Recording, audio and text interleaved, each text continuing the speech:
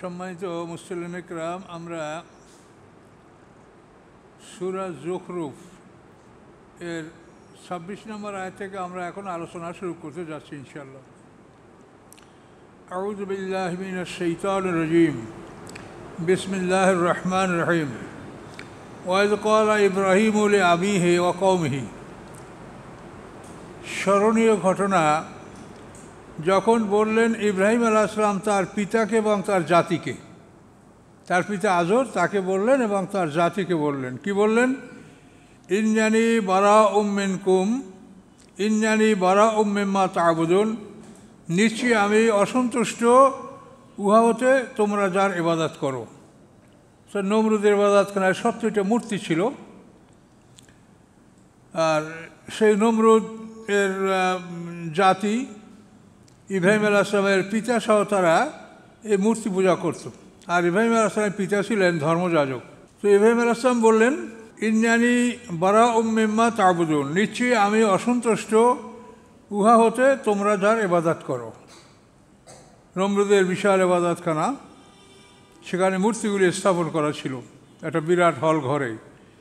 বড় মূর্তিটা একেবারে সবার শেষে, তার দুই দিক থেকে আস্তে আস্তে বড় থেকে ছোট, বড় থেকে ছোট, এভাবে একেবারে দরজা পর্যন্ত মূর্তিগুলো এভাবে সাজানো ছিল। ইল্লাল্লাযী ফাতারানি। তোমরা যার ইবাদত করো আমি তার থেকে অসন্তুষ্ট, কিন্তু আমি ব্যতীত, অর্থাৎ আমি অসন্তুষ্ট নই কার উপরে?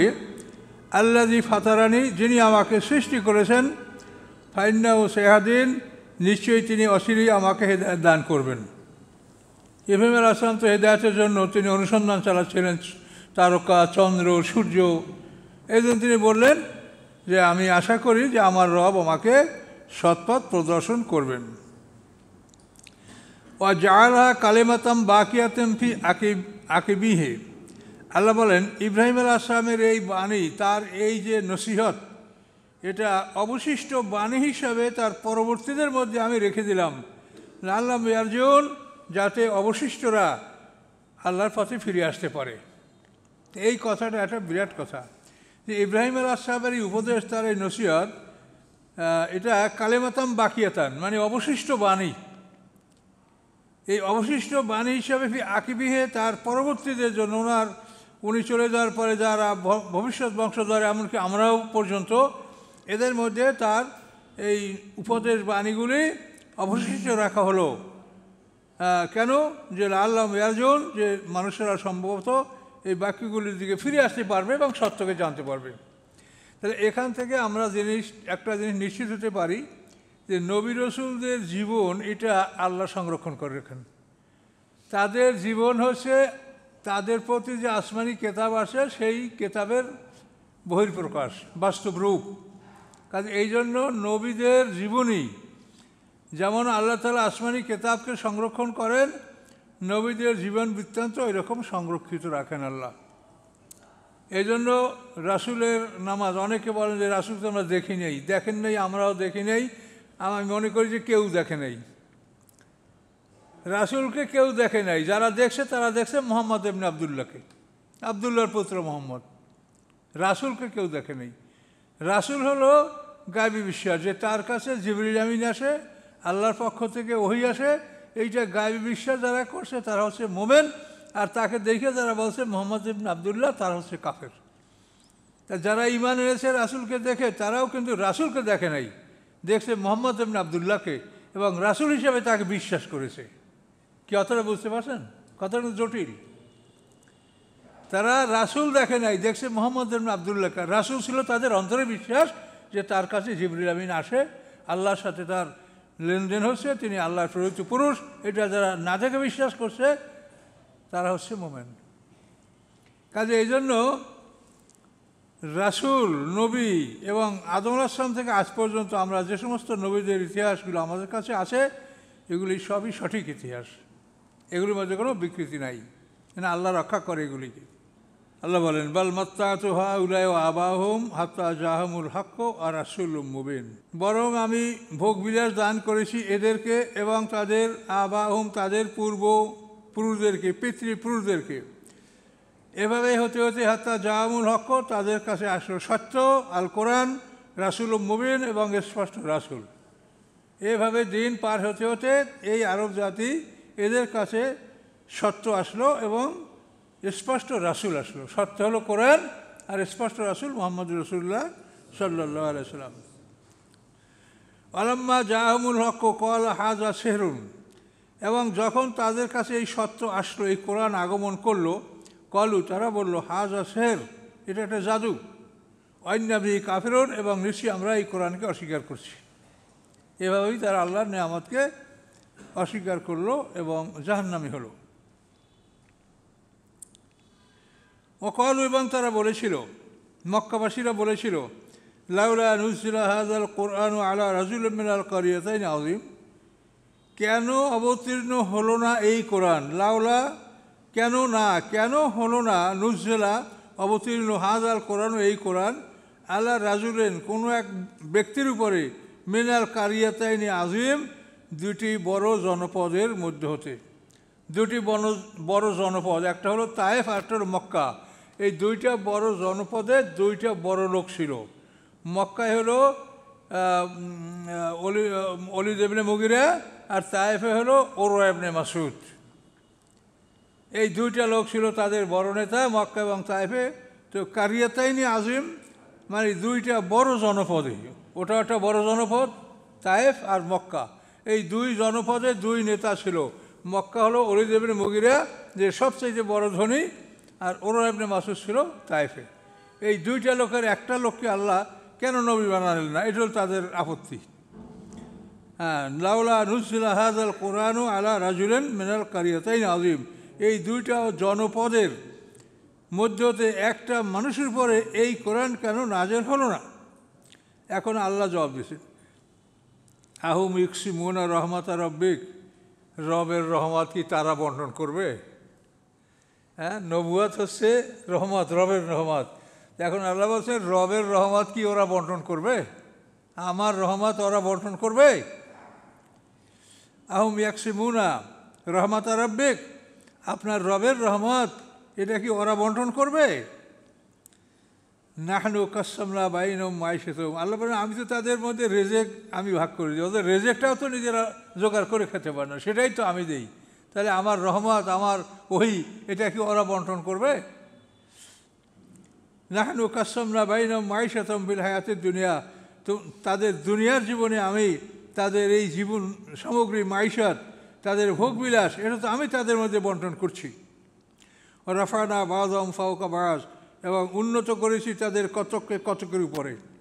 সব মানুষ সমান না, সব মানুষ সমান হয়ে সমাজ কোনোভাবে চলতে পারত না। সব মানুষ যদি সমান হয়, তাই রিক্সাকে চালাবে, ড্রেনকে পরিষ্কার করবে, লকড়িকে প্রস্তুত করবে, নদীতে মাছকে ধরবে, জুতা তৈরি কে করবে, জুতায় পালিশ কে করবে। সব মানুষ যদি সমান হয় তাহলে পৃথিবী চলবে? কোনো রকমই না। এই জন্য আল্লাহ বলেন, রাফানা বাযহুম ফাওকা বায, যে আমি তাদের কতককে কতকের উপরে আমি অনেক উন্নতি দান করেছি। দারাজাত, বহু স্তর, মানে একটা লোক দেখতে সুন্দর, জ্ঞানী, ধনী, সব কিছু আল্লাহ দিয়েছেন। আবার একটা লোক এমনও আছে যে দেখতেও অসুন্দর, তারপর দেহটাও সঠিক না, তারপর চোখও নাই, এরকম মানে বহু অভাব দিয়ে একটা মানুষ আল্লাহ সৃষ্টি করে, আপনার চোখের সামনে দেখতে পাচ্ছেন। কেন? লিয়াত থেকে যা বায়াজুম বায়াজান শুকরিয়া, যাতে তারা একে অপরকে কাজে লাগাতে পারে। দেখেন কীভাবে আল্লাহর সৃষ্টি, যাতে তারা একে অপরকে শুকরিয়া মানে কাজে লাগাতে পারে। এই জন্য আমি এই ব্যবধান করে মানুষ সৃষ্টি করেছি। ও রহমতু রব্বিকা খায়রুম মিম্মা ইয়াজমাউন, এবং আপনার রবের রহমত উত্তম, মিম্মা উহা হতে ইয়াজমাউন, যা তারা সঞ্চয় করে, যা তারা জমা করে, এর চাইতে রবের রহমত অতি উত্তম। রবের রহমত হচ্ছে আল কোরআন, শরীয়তের জ্ঞান, হেদায়েত, এটা হচ্ছে রবের রহমত। কোরআন আল্লাহ বলেছেন স্পষ্টভাবে, অমায়ুতাল হিকমতা ফাকাত উতিয়া খায়রান কাসিরা, যাকে দিনের সঠিক জ্ঞান দান করা হয়েছে তাকেই অনেক কল্যাণ দান করা হয়েছে, প্রচুর কল্যাণ তাকে দান করা হয়েছে। অমায়ুতাল হিকমতা, হেকমা হলো একটা জিনিসের চূড়ান্ত জ্ঞান, নির্ভুল জ্ঞান। উইজডম, প্রজ্ঞা। তো যাকে সঠিক জ্ঞান দান করা হয়েছে, শরিয়াতের বিশুদ্ধ জ্ঞান যাকে দান করা হয়, আল্লাহ বলেন ফাকাদ উতিয়া খায়রান কাসীরা, তাকে আল্লাহ বহু কল্যাণ দান করেছেন। এটি বড় কল্যাণ। লাউলা ইয়াকুনান নাসু উম্মাতান ওয়াহিদা, এই আয়াতের অর্থ আমি আপনাদেরকে এমনি বহুবার বলেছি, আজকে ডাইরেক্ট আসছে। তো এখানে আল্লাহ তাআলা বলেন যদি না হতো, লাউলা যদি না হতো, আইয়াকুনা যে হয়ে যাবে, আর নাস ও মানুষেরা, সকল মানুষেরা, উম্মাতান ওয়াহিদা এক দলভুক্ত। যদি না হতো যে সকল মানুষগুলি একই দলভুক্ত হয়ে যাবে, মানে সবই কাফের হয়ে যাবে, এটার সম্ভাবনা যদি না থাকতো, লা জাআলনা, অবশ্যই আমি করতাম, লেমান তার জন্য, ইয়াকফুরু বির রহমানে, যে রহমানকে অস্বীকার করে তার জন্য আমি কি করতাম, কি লে বুয়ুতিহিম, তাদের ঘরের সুকুফা, ছাদগুলি, মেম ফেদ্দাতের, চাঁদি দ্বারা, চাঁদির ছাদ করে দিতাম আমি, ইট পাথরের না, বালুর না, চাঁদির। মারেজা, এবং তাদের সিঁড়িগুলি, আলাইহা ইয়াজহারুন, যেগুলিতে তারা আরোহণ করে, এই সিঁড়িগুলো আমি চাঁদি দ্বারা করে দিতাম। বলে বুয়ুতিহিম, এবং তাদের ঘরগুলির জন্য, আবওয়াবা, দরজাসমূহ, সুরুরান, এবং তাদের আসনগুলি, আলাহি আত্মাকেও, যে আসনের উপরে তারা হেলান দিয়া বসে, এগুলি আমি জুকরুফা, স্বর্ণ দিয়া করে দিতাম। ছাদ সিঁড়িটা রূপার, আর তাদের ঘরের দরজাগুলি, আসনগুলি আমি স্বর্ণের করে দিতাম। সম্ভাবনা যদি না থাকতো যে এইটা করে দিলে সব মানুষ কাফের হয়ে যাবে, যে কাফের হয়ে গেলে এই নিয়ামত পাওয়া যায়, তাহলে আমরা মোমেন হইয়া কষ্ট করব কেন? আল্লাহ বলেন ওয়ানকুল্লু যালিকা লাম্মা মাতাউল হায়াতুদ দুনিয়া, নিশ্চয়ই এগুলি সব, এর নফিয়া মানে না, না সামনে ইল্লা আছে, এই জন্য তো না এবং ইল্লা, লা এবং ইল্লা, এই দুটি শব্দ মিলেই আপনি নিশ্চয়ই তর্জমাটা যদি করেন অনেক সহজ হয়ে যায়। আর যদি অনেক সময় এটা না করেন, তেমন একটা পেঁয়াজ পড়ে যায় যে এটা বুঝতে কষ্ট হয়। তো ওয়ানকুল্লু লাম্মা মাতাউল হায়াতুদ দুনিয়া, নিশ্চয়ই এগুলি সব দুনিয়ার ভোগবিলাস। ওয়াল আখিরাতু ইনদা রাব্বিকা লিল মুত্তাকিন, এবং পরকাল আপনার রবের কাছে এটা মুত্তাকিনদের জন্য। পরকাল এর চেয়ে অতি উত্তম, অনেক সম্মানিত, অনেক ঊর্ধ্বে, এবং সেই পরকাল মুত্তাকিনদের জন্য। কাজে পরকালের জ্ঞান, আমরা নামাজ পড়ি, পরকালের জ্ঞান আসলে কয়টা লোক পরকালকে বিশ্বাস করে সেটা ভেবে দেখেন। বহু নামাজি নামাজ পড়ছে, কিন্তু সে যে পরকাল বিশ্বাস করে এর কোনো কিছুই তার মধ্যে লক্ষণ পাওয়া যায় না। কাজেই বিশ্বাস পরকালে এবং সেইভাবে নিজের জীবন পরিচালনা করা, এটা কিন্তু আসলেই একটা বিরাট ব্যাপার।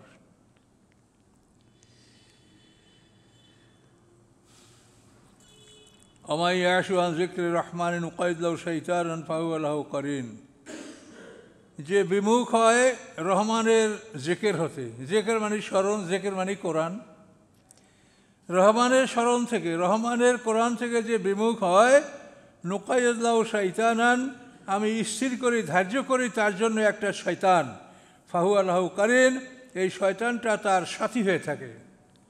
এটা কারিন শয়তান, মানে সাথেই থাকে, এটা যায় না, পৃথক হয় না। একটু পাশে গেলে আবার আসে, আপনি জিকির করবেন না তখন এসে বলবে, আর জিকির করলে একটু পাশে সরবে, এই কারিন এর সাথেই থাকবে। এবং মরণের সময় এরও মৌয়াদ ঘটবে, এবং হাসরের সময় এই শয়তান সহ, এই শয়তান এবং মাছ দুইটা একই সঙ্গে শিকলবদ্ধ অবস্থায় হাসরের ময়দানে উঠবে। কোরআনে পরিষ্কার বলা আছে, ফাওয়া রব্বিকা লা নাহশুরান্নাহুম ওয়া শায়াতিনা, হে মুহাম্মদ আপনার রবের কসম, তাদেরকে আমি তাদের শয়তান সহ তুলব। ফাওয়া রব্বিকা লা নাহশুরান্নাহুম, এই অমানি মা মফুলে মাহু, মানে শয়তান সহ তারা হাসরের ময়দানে উপস্থিত হবে। এই কারিন শয়তান। আবার ফেরেশতাও আপনার কারিন,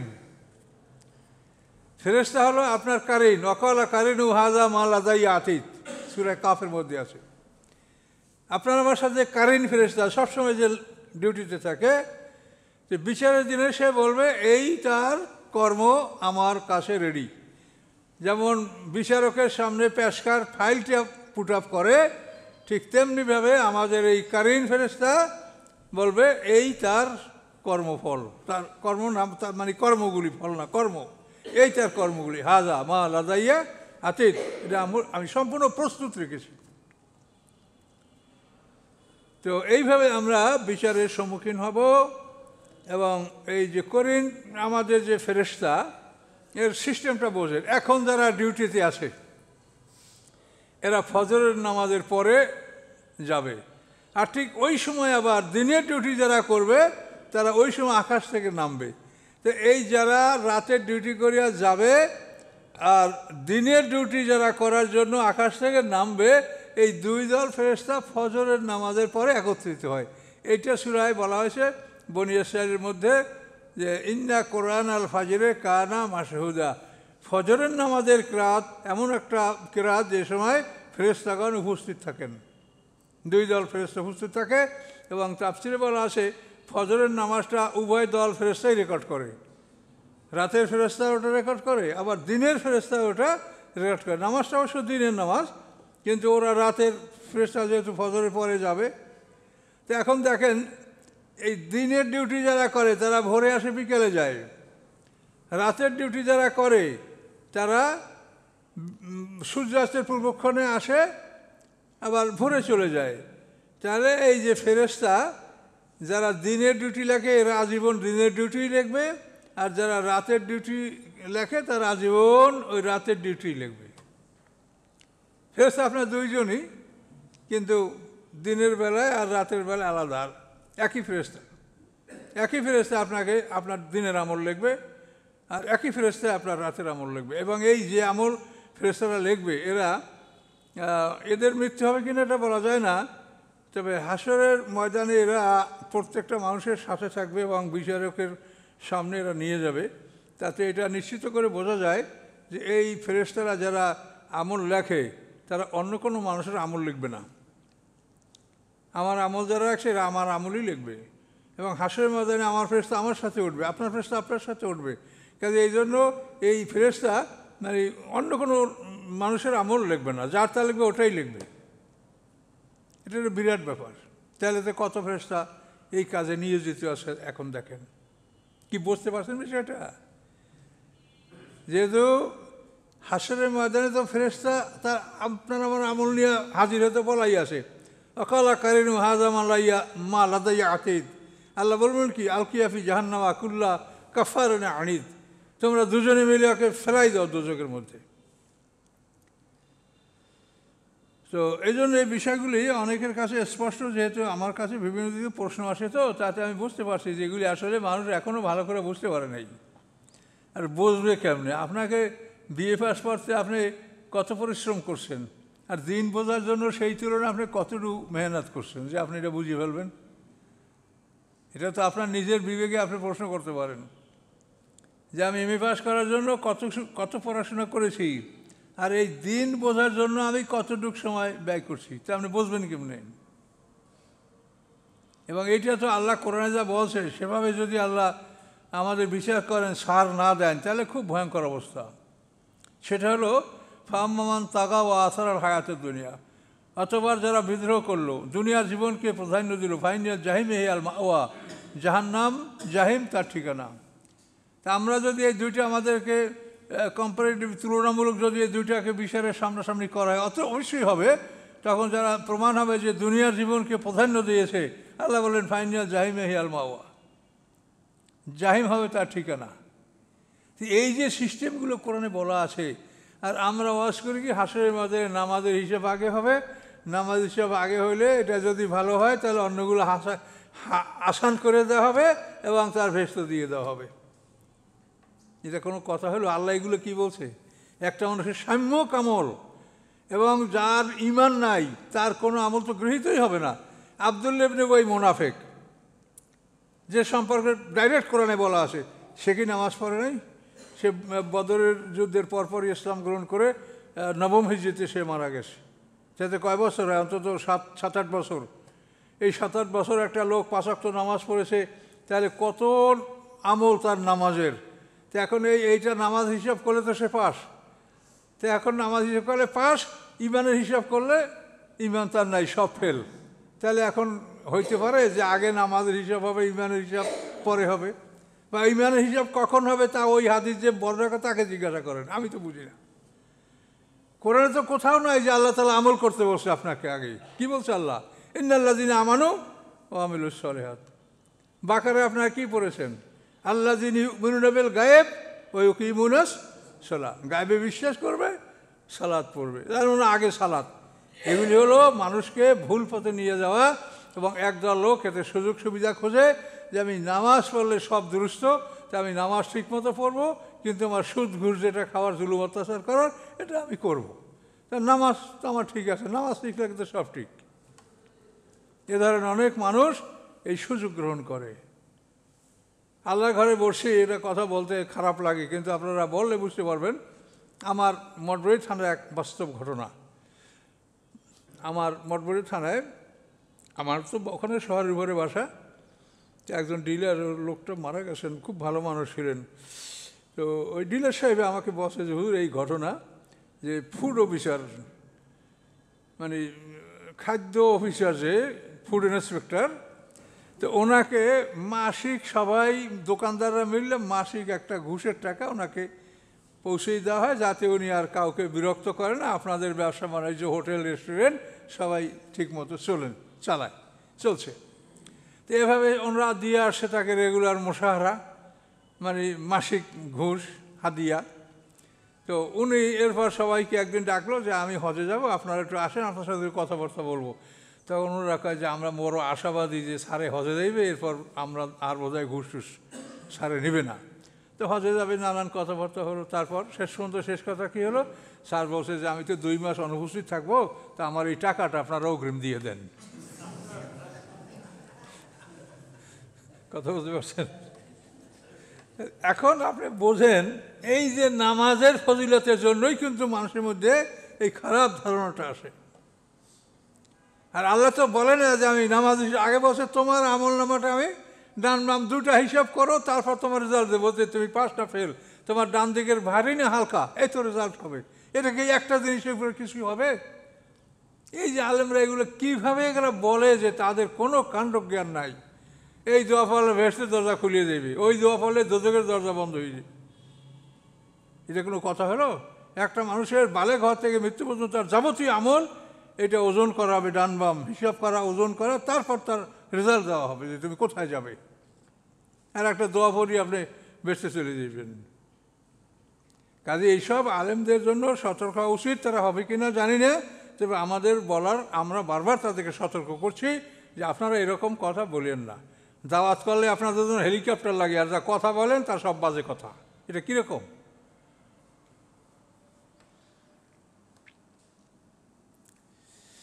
তো এখন আল্লাহ এখানে কি বললেন? ওয়াইন্নাহুম লা ইয়াসুদ্দুনা আনিস সাবিল, এবং এই শয়তানেরা কি করে? ফিরে রাখে মানুষদেরকে আল্লাহর রাস্তা হতে। ওয়াহসাবুনা, এবং এই লোকগুলি ধারণা করে আন্না মুহতাদুন, যে নিশ্চয়ই তারা হেদায়েতের উপরে আসে।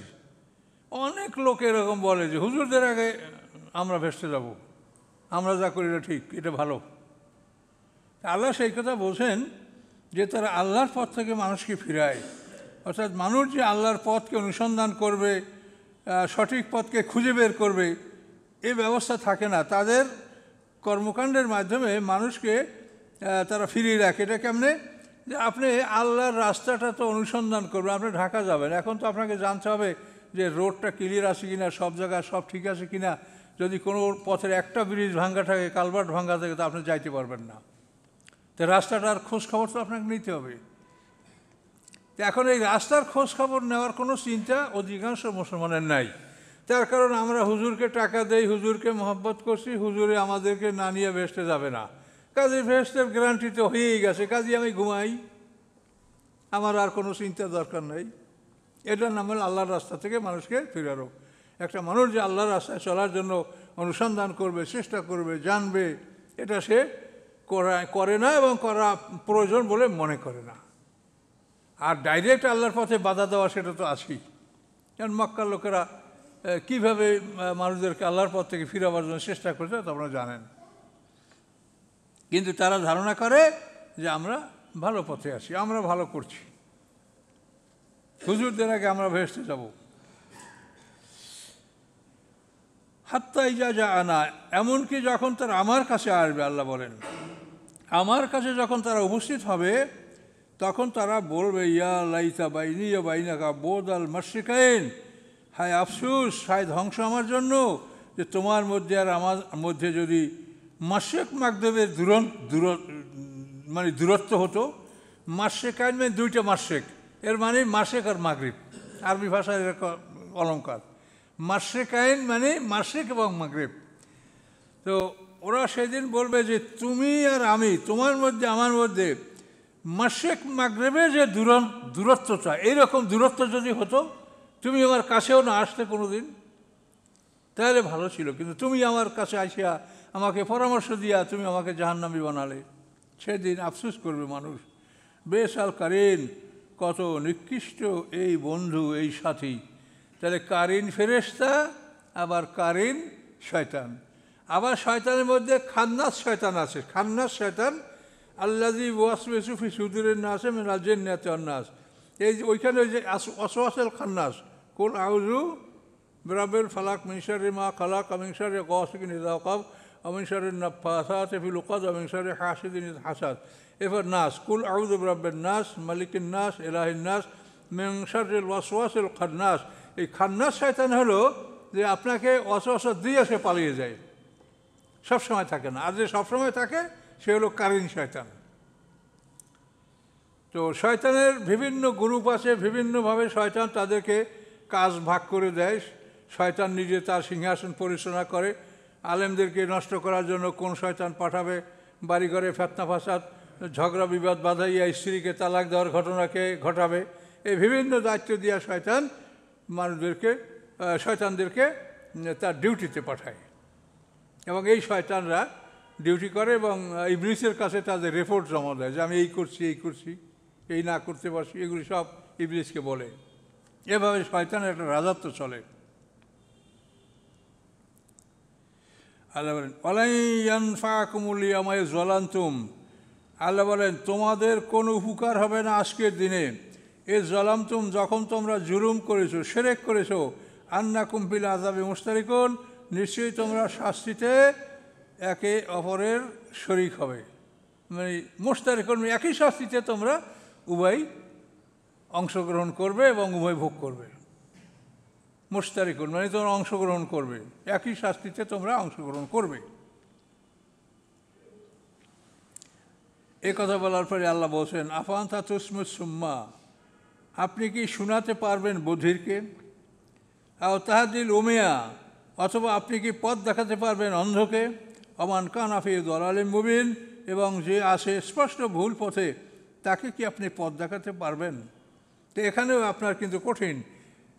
আপনি কি শোনাতে পারবেন বধিরকে? বধির মানে কি কানে শোনে না? কানে তো শোনে, কিন্তু নফসে মুতমাইন্না তার কানকে পরিচালনা করে না, কাজেই সে বধির। আমাদের এই দেহটা পরিচালনা করার জন্য পরস্পর বিরোধী কমান্ডার আমাদের ভিতরে সম্পূর্ণ। এক হলো নফসে আম্মারা, এই শক্তিটা আমাদের ভিতরে, আর নফসে মুতমাইন্না, নফসের লাওয়ামা, এই দুইটা মিলে আর একটা শক্তি, এটা আমাদের ভিতরে। এবং এইটা প্রত্যেকটা মানুষকে জন্মগতভাবেই আল্লাহ দান করেছেন। আলহামাহা ফুজুরাহা ওয়া তাকওয়া। ফুজুর হলো নফসে আম্মারা, আর তাকওয়া হলো নফসে মুতমাইন্না। তো এই দুটা শক্তি আমাদের মধ্যে আল্লাহ তাআলা দিয়ে আমাদেরকে সৃষ্টি করেছেন। কিন্তু সৃষ্টি করার পরে এই দুটা শক্তিকে আমরা কোনটাকে বাঁচিয়ে রাখবো সেটার ব্যবস্থা আমাদের করতে হবে। আমরা যদি কোরআন, আল্লাহর ওহী যদি আমাদের ভিতরে ঢুকাই, তো নফসে মুতমাইন্না শক্তিশালী হবে। নফসে মুতমাইন্না তেল পাবে, সে আপনার ইঞ্জিনকে ডান দিকে টানবে। আর কোরআনকে বাদ দিয়ে যদি শয়তানের ওহী, এটাকে যদি আমরা গ্রহণ করি এবং সেটা যদি আমাদের অন্তরে ঢুকাই, স্থান দেই, তো নফসে আম্মারা শক্তিশালী হবে, এই দেহ বগিটাকে ও জাহান্নামের দিকে টানবে। তাহলে এখন এই যে শক্তিগুলি, এটা সম্পর্কে কয়টা মানুষের জ্ঞান আছে? কয়টা মানুষ চিন্তা করে যে আমি কি খোরাকটা ঢুকোচ্ছি এর ভিতরে? আপনি নামাজ পড়ে আর সারাদিন একটা মোবাইল নিয়ে বসে থাকলেন, যে কী হলো আপনার? সকালে একটা গাছের গোড়ায় 5 কেজি 5 লিটার পানি ঢালে যদি দেন, এরপর সেই গাছের গোড়ায় যদি 10 লিটার আগুন ঢালিয়ে দেন, তা আপনার পানি দেওয়ার উপকারিতা কী হবে গাছে বলেন? তো এই মানুষের অন্তরটা তো এরকম একটা স্থান, ছোট্ট একটা জায়গা, এই জায়গাতে আপনি যেন মানে আগুন লবণ পানি যেন এখানে না ঢোকে, এটাকে আপনাকে লবণ পানি থেকে দূরে রাখতে হবে। ভালো একটা পরিবেশে আপনাকে জীবনযাপন করতে হবে। হিজরত করা ফরজ ছিল কেন? একটা মানুষ মুসলমান এসে বাড়ি থাকবে, কিন্তু থাকা যাবে না। এই মক্কা বিজয় পূর্বক্ষণ পর্যন্ত হিজরত করা ফরজ ছিল, এবং হিজরত যারা করে নাই তাদের ব্যাপারে তো ভয়ঙ্কর কথা কোরআনে আছে। বদরের যুদ্ধে এমন লোক যারা মুসলমান হয়েছিল বটে, কিন্তু তারা হিজরত করে নাই। আবু জাহেল যখন মুসলমানদের বিরুদ্ধে যুদ্ধে আসে, তখন আবু জাহেল এই লোকগুলি নিয়ে আসে, মুসলমান তারা জোর করে নিয়ে আমাদের যুদ্ধ যেতে হবে। এই লোকগুলি মারা গেছে অনেক যুদ্ধে।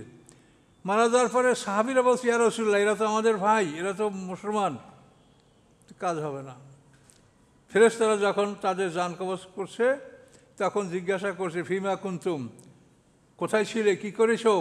তখন তারা জবাব দিবে, কুন্না মুস্তাদাফিনা ফিল আরদ, যে আমরা পৃথিবীতে দুর্বল প্রকৃতির লোক ছিলাম। এ কথা তাদের থেকে গ্রহণ করা হবে না। হ্যাঁ, যারা এমন দুর্বল, যারা অসুস্থ, চলতে পারে না, পথের সন্ধান জানে না, এরকম দুর্বলতার কারণে যদি কেউ হিজরত না করে, সে ক্ষমা পাবে। কিন্তু সক্ষম, যে মানে হিজরত করার মতো তার অ্যাবিলিটি, যোগ্যতা আছে, তারা যদি হিজরত না করে, তো এরা এইভাবে আবু জাহেলের সাথে আসিয়া তারা মুসলমান, কিন্তু তারা মারা গেছে, কিন্তু তাদের ব্যাপারে আল্লাহর ঘোষণা যে তাদেরকে ক্ষমা করা হবে না। তাহলে হিজরত এত বড় কঠিন কেন ছিল? যে হিজরত করলে আল্লাহর রসুলের কাছে এরা থাকবে, মদিনার একটা পরিবেশে তারা থাকবে, এখানে কোনো অন্যায় অবিচার নাই, এখানে কোনো অশ্লীলতা ফাহেসা এগুলি নাই। এখানে থাকলে একটা মানুষ সুন্দর করে গড়ে উঠবে, এবং এইভাবে যারা গড়ে উঠছে তারাই হলো সাহাবী, এবং এরা 1 নম্বর। হুদায়বিয়া পর্যন্ত যারা ইসলাম গ্রহণ করছে তারা 1 নম্বর। হুদায়বিয়ার সন্ধির পরে মক্কা বিজয় পর্যন্ত যারা ইসলাম গ্রহণ, তারা 2 নম্বর। মক্কা বিজয়ের পরে যারা ইসলাম গ্রহণ করছে তারা কিয়ামত পর্যন্ত 3 নম্বর। এই জন্য মক্কা বিজয়ের পরে যারা সাহাবী হয়েছে, তাদের মধ্যে সব ধরনের অন্যায় আল্লাহ রসুল ইন্তেকালের পরে তারা অনেক মুরতাদ হয়েছে, অনেক খারাপ কিছু তাদের থেকে অনেক পাওয়া গেছে। কাজে এই জন্য বুঝতে হবে আপনাকে। এবং এই ভিতরকার জিনিসটা, এটা আমি জুমায় আজকে বলেছি, যে দেখেন আপনার জীবনের যদি অনুসন্ধান করেন, তো অর্ধেক দিকটা আপনি দেখবেন অন্ধকার, আপনি কিছুই জানেন না। পানি, মাটি, আগুন, বাতাস, দেহ সম্পর্কে আপনি বড় বড় স্পেশালিস্ট আছে, তাদের কাছে গেলে আপনার হার্টে না ফুসফুসে না কিডনিতে কোনখানে অসুখে আপনারা তা জানতে পারবেন। কিন্তু আপনার অন্য সাইড, যেটা পরকালের জ্ঞান, সেইটা সম্পর্কে বলার ডাক্তার কে আছে আপনাকে? যারা আমরা আলেম ওলামা আছি, এটা আমাদের দায়িত্ব, কিন্তু আমরা কয়জন এইসব বিষয়ে জানি, এবং এইসব বিষয় আমরা শুনি তো না কারো কাছে। এই ওয়াজগুলো শুনতে আমার কানে আসে না, আপনারা জানেন যে এটা তারা বলছে কি না। আমি তো শুনি না যে কেউ এগুলো আলোচনা করে, যে আপনারা এই জিনিসগুলার এই প্রতিকার করেন। তাহলে তো আমাদের ডাক্তারই নাই, যারা সব এরা ভুয়া, কি ঠিক কিনা বলেন? কাজে এই জন্য এই বিষয়গুলি আপনাদের জানতে হবে, চেষ্টা করতে হবে, শিখতে হবে। পরকাল একটা বিশাল জীবন, কোটি কোটি বছর বাঁচবো আমরা ইনশাল্লাহ, 1000 বছরের সমান একটা দিন। এগুলিতে কোনো সন্দেহ আছে? এগুলো তো ডাইরেক্ট কোরআনের কথা। ওয়াইনে ওমান ইনদা রব্বিকা কালফি সানাতে মিম্মা তাউদ্দুন, আল্লাহ বলেন তোমরা যেভাবে গণনা করো সেই হিসাবে পরকালের একটা দিন 1000 বছরের সমান। শুধু বিচারের দিনটি হবে 50,000 বছরের সমান। তাহলে এই মানে অকাট্য কথাগুলি, চূড়ান্ত সত্য কথাগুলি আল্লাহ কোরআনে বলেছেন, কিন্তু এই বিষয় সম্পর্কে আমাদের কতটুকু মেহনত, কয়টা লোক ভেসতে যাবে আপনার হিসাব করে দেখেন তো। চোখের সামনে যা দেখছেন, কয়টা লোক ভেসতে যাবে? ক্ষমা করলে আল্লাহ করতে পারেন, কিন্তু আল্লাহ ন্যায়বিচারক, ক্ষমা করলে তিনি এই দুনিয়ায় করবেন। এখন যদি ক্ষমা চান, যত অপরাধ করছেন এটা ক্ষমা পাওয়ার সম্ভাবনা আছে, কিন্তু একবার বিচারের সম্মুখীন হয়ে গেলে ক্ষমা পাবেন এমন কোনো গ্যারান্টি আমরা দিতে পারছি না। ক্ষমা করার জায়গা এখানে আপনি যত অপরাধ করেছেন ক্ষমা চান, আল্লাহ ক্ষমা করে দিতে পারে, কিন্তু এখান থেকে পার হয়ে গেলে আর কোনো আশা করা যায় না। শাফাত আছে, সেটাও আল্লাহর অনুমতি করবেন, সেটা তো নিজে ইচ্ছা করিয়া কেউ কাউকে শাফাত করতে পারবে না।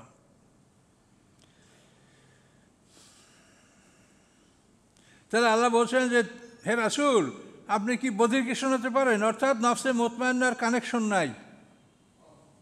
নফসে মুতমাইন্নার কানেকশন তার কানের সাথে নাই, কানেকশন আছে নফসে আম্মারার সাথে, তাই তো বধির, অন্ধ। ফাইম্মা নাজহাবান্না বেকা, আল্লাহ বলেন ফাইম্মা নাজহাবান্না বেকা, আমি যদি আপনাকে তুলে নেই, ওরা আপনাকে কষ্ট দিয়েছে, আপনি কষ্ট পাচ্ছেন, তো আমি যদি আপনাকে তুলে নেই, উড্র করে নেই, তাহলে ফাইন্না মিনহুম মুনতাকিবুন, নিশ্চয়ই আমি তাদের সাথে প্রতিশোধ গ্রহণ করব। যদি আপনাকে ওরা থাকতেই না দেয়, আপনাকে একবারই যদি উচ্ছেদ করে, তা আল্লাহ বলছেন যে আমি তাদের থেকে প্রতিশোধ গ্রহণ করব। কিন্তু ওরা তো হিজরতের পূর্বক্ষণে আল্লাহ রসুলকে হত্যা করার জন্য প্রতিজ্ঞাবদ্ধ হয়েছিল সবাই মিলেই, তাই না? যে প্রত্যেক পরিবারের একজন যুবক খোলা তলোয়ার নিয়ে আজ রাত্রে মুহাম্মদ সাল্লাল্লাহু আলাইহি ওয়াসাল্লাম বাড়ি ঘেরো, তারপরে শেষ রাতে ভোরে ভোরে তাকে হত্যা করবে। তা আল্লাহ তাআলা এই সম্বন্ধে কোরআনে কী বলেছেন? আবারও আমরান ফাইন্না মুবরিবুন, ওরা একটা কাজের সিদ্ধান্ত নিয়েছে, আমিও সিদ্ধান্ত নিয়েছি। তাহলে আল্লাহ সিদ্ধান্ত নিয়েছে যে আল্লাহ রসুলকে তিনি মদিনায় পৌঁছে দেবেন, আর ওরা সিদ্ধান্ত নিয়েছে যে আজ রাতে মুহাম্মদ সাল্লাল্লাহু আলাইহি ওয়াসাল্লামকে হত্যা করা হবে।